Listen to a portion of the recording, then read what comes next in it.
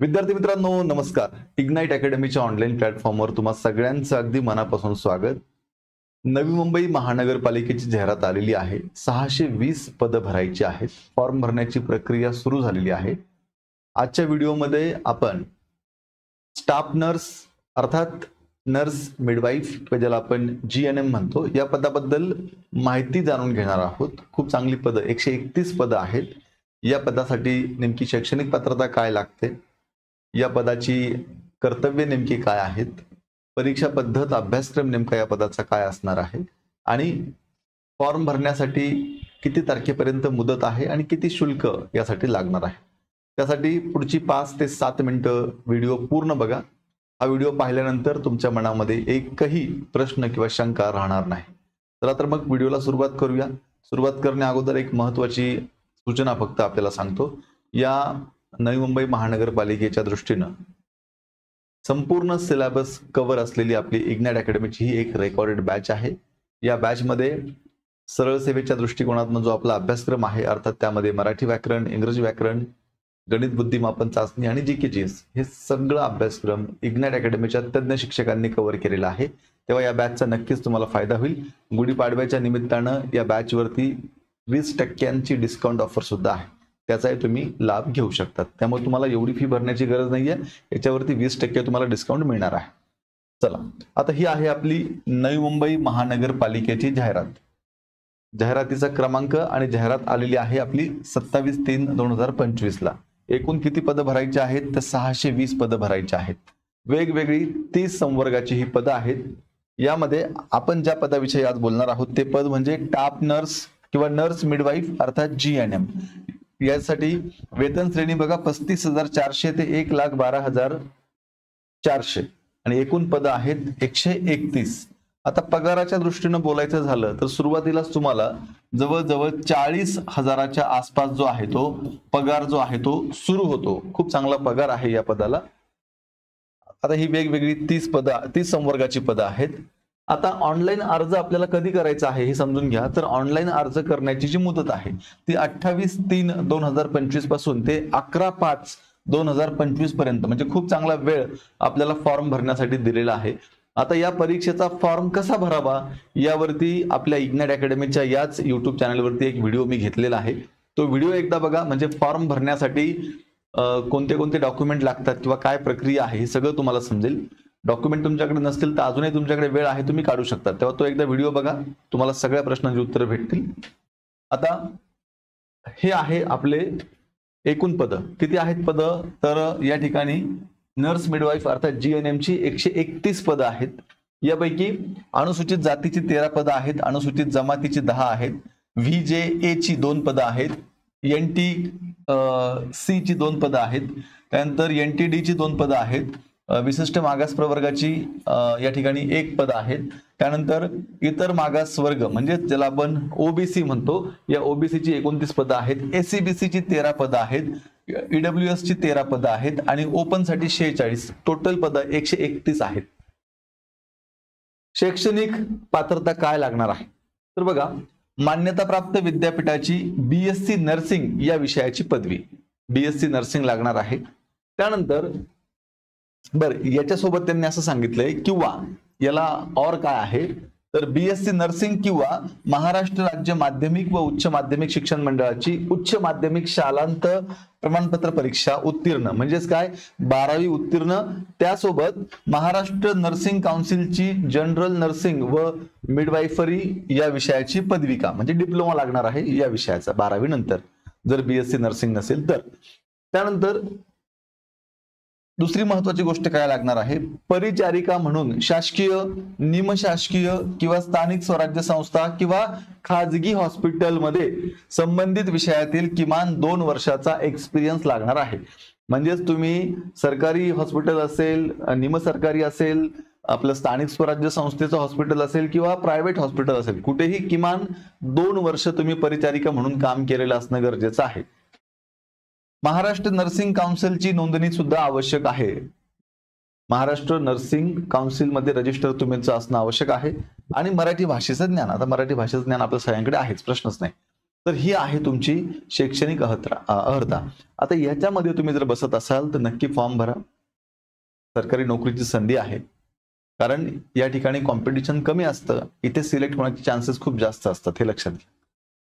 त्यानंतर वयोमर्यादा किती वर्षापर्यंत फॉर्म भरता येईल, तर ओपन कॅटेगरीला 38 वर्षापर्यंत फॉर्म भरता येईल. ओपन सोडून बाकी सगळ्या कॅटेगरींना 43 वर्षापर्यंत फॉर्म भरता येणार आहे, हे लक्षात घ्या.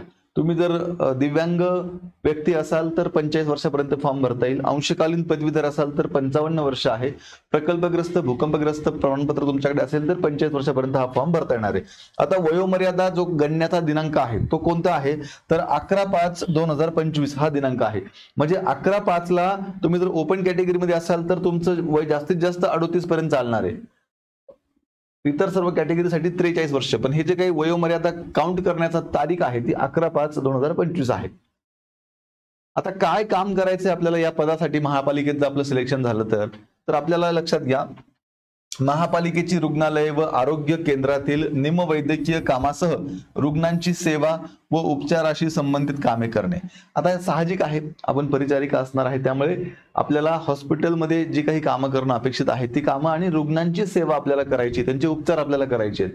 रुग्णालयातील रुग्णांची शुश्रूषा करणे, कामकाजाचा मासिक अहवाल वरिष्ठांना सादर करणे. आपला जो काही काम चाललंय हॉस्पिटलमध्ये त्याचा जो रिपोर्ट आहे तो दर महिन्याला आपले जे वरिष्ठ आहेत त्या हॉस्पिटलमध्ये त्यांना आपण तो रिपोर्ट सादर करणे. वरिष्ठांनी सोपवलेल्या कामकाजासह कार्यालयाच्या कार्यनियमावलीनुसार विहित जबाबदारी व कर्तव्य पार पाडणे हे आपलं काम आहे त्या ठिकाणी, लक्षात घ्या. पुढे आता परीक्षा पद्धत आणि अभ्यासक्रम कसे असणार आहे, तर या पदासाठी आपल्याला एकच पेपर द्यायचा आहे. याला काही पूर्व मुख्य मुलाखत असे टप्पे नाहीयेत, लक्षात घ्या. आपल्याला एकच पेपर द्यायचा आहे, सरळ सेवा आहे. त्या एका पेपरमध्ये आपल्याला चांगले मार्क आले तर आपलं डायरेक्ट सिलेक्शन या ठिकाणी होणार आहे, लक्षात घ्या. मग आता या ठिकाणी पेपर किती मार्काचा असणार आहे, तर पेपर तुमचा असणार आहे 200 मार्कांचा, हे लक्षात घ्या. मग 200 मार्कांचा पेपर आहे म्हणजेच तुम्हाला 100 प्रश्न या ठिकाणी असणार आहेत, लक्षात घ्या. 100 प्रश्न 200 मार्कांसाठी असणार आहेत. मग आता इथे तुम्हाला मराठी व्याकरणचे 10 प्रश्न आहेत, लक्षात घ्या. इंग्रजी व्याकरणाचे 10 प्रश्न आहेत. त्यानंतर सामान्य ज्ञानचे 10 प्रश्न आहेत. बौद्धिक चाचणीचे 10 प्रश्न आहेत. आणि संबंधित विषय म्हणजेच तुमचं जे काही GNM झालेलं आहे त्याच्या संदर्भात जी काही कामं असतात किंवा त्याच्यामध्ये जे काही विषय असतात त्या बाबतीतले तुम्हाला 60 प्रश्न विचारले जाणार आहेत, हे लक्षात घ्या.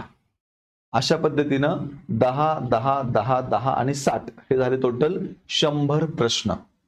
मग 100 प्रश्न 200 मार्कांसाठी म्हणजेच एक प्रश्न जो आहे तो 2 मार्काला आहे. अशा पद्धतीनं 200 मार्कांसाठी तुमची होणार आहे परीक्षा. हा पेपर सोडवायला तुम्हाला मिळणार आहे 2 तास, लक्षात घ्या. आणि हा जो पेपर आहे हा आपला ऑनलाईन पद्धतीनं पेपर होणार आहे. अर्थात TCS कंपनी जी आहे ती हा पेपर घेणार आहे, कारण फीचं स्ट्रक्चर जे आहे ते TCSच आहे, लक्षात घ्या. त्यामुळे 2 तासामध्ये तुम्हाला हा पेपर सोडवायचा आहे. आणि प्रश्नपत्रिकेचं जे स्वरूप आहे ते वस्तुनिष्ठ बहुपर्यायी स्वरूपाचं आहे, हे लक्षात घ्या. म्हणजेच एक प्रश्न आणि 4 ऑप्शन असणार आहे, आपल्याला योग्य ऑप्शन टिक करायचं आहे. मग पेपरचं जे माध्यम आहे, भाषा आहे, प्रश्न कोणत्या भाषेत येणार, तर पेपर जो आहे तो मराठी व इंग्रजी या दोन्ही भाषेमध्ये असणार आहे. एक प्रश्न मराठीमध्ये पण असेल आणि तोच प्रश्न इंग्रजीमध्ये पण असेल, त्यामुळे भाषेची पण अडचण या ठिकाणी नाही.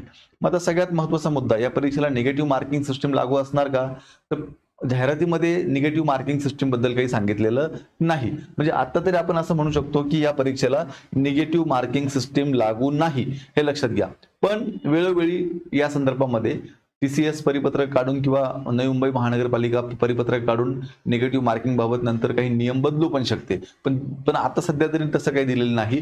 नवीन काही अपडेट आला तर तो तुम्हाला इग्नाइट अकॅडमीच्या माध्यमातून लगेच समजेलच, ठीक आहे. अशा पद्धतीने आपल्याला हा पेपर सोडवायचा आहे. आणि या पेपरमध्ये जर आपल्याला चांगले मार्क्स आले तर आपलं निश्चितपणे सिलेक्शन होणार आहे, हे लक्षात घ्या. आता परीक्षेला फॉर्म भरण्यासाठी ओपन कॅटेगरीला 1000 रुपये आहे आणि ओपन सोडून बाकी सर्वांना 900 रुपये या ठिकाणी फॉर्म भरायला लागणार आहेत. फॉर्म कुठे भरायचा आहे तर www.nmmcgov.in या वेबसाईटवरती ऑलरेडी फॉर्म कसा भरावा याच्यावरती मी स्वतः व्हिडिओ घेतलाय, तो एकदा बघा. त्यामुळे तुम्हाला फॉर्म कसा भरावा हे लगेच समजून जाईल, ठीक आहे. तर विद्यार्थी मित्रांनो, खूप चांगली संधी आहे. या संधीचं सोनं करा. या क्रायटेरियामध्ये तुम्ही बसत असाल तर फॉर्म नक्की भरा. खूप चांगली संधी आहे. या परीक्षेसाठी जो काही नॉन टेक्निकलचा घटक आहे, मी पुन्हा एकदा सांगतो, नॉन टेक्निकलचा घटक, पदाशी संबंधित विषय सोडून बाकी सगळे जे विषय आहेत, मराठी, इंग्रजी, सामान्य ज्ञान आणि GK/GS, मराठी, इंग्रजी, गणित बुद्धिमत्ता आणि GK/GS, हे चारही विषय या बॅचमध्ये अत्यंत व्यवस्थितरित्या शिकवलेले आहेत. त्यामुळे नक्कीच तुम्हाला या बॅचचा फायदा होईल. आता संबंधित विषयामध्ये नेमकं काय वाचलं पाहिजे, कारण प्रत्येक पदाला त्यांनी संबंधित विषय दिलेला आहे. तर आता संबंधित पदाबद्दल आम्ही स्वतः नवी मुंबई महानगरपालिकेचा जो हेल्पलाईन नंबर या ऍड मध्ये दिलाय त्याच्यावरती आम्ही संपर्क साधला, पण त्या अधिकाऱ्यांना काही सांगता येत नाही संबंधित विषय म्हणजे काय. तर त्यांनी आम्हाला हेच उत्तर दिलं की संबंधित विषय म्हणजे तुम्ही आतापर्यंत जो अभ्यास केलाय 10वी 12वीला ते संबंधित विषय, म्हणजे त्यांना ते सांगता नाही आलं. पण पदाशी संबंधित विषय म्हणजे आपण सध्या तरी असं समजून चालूया की तुम्ही जो पदासाठी फॉर्म भरणार आहे त्या पदाशी रिलेटेड क्वेश्चन ते विचारू शकतात, हे लक्षात घ्या.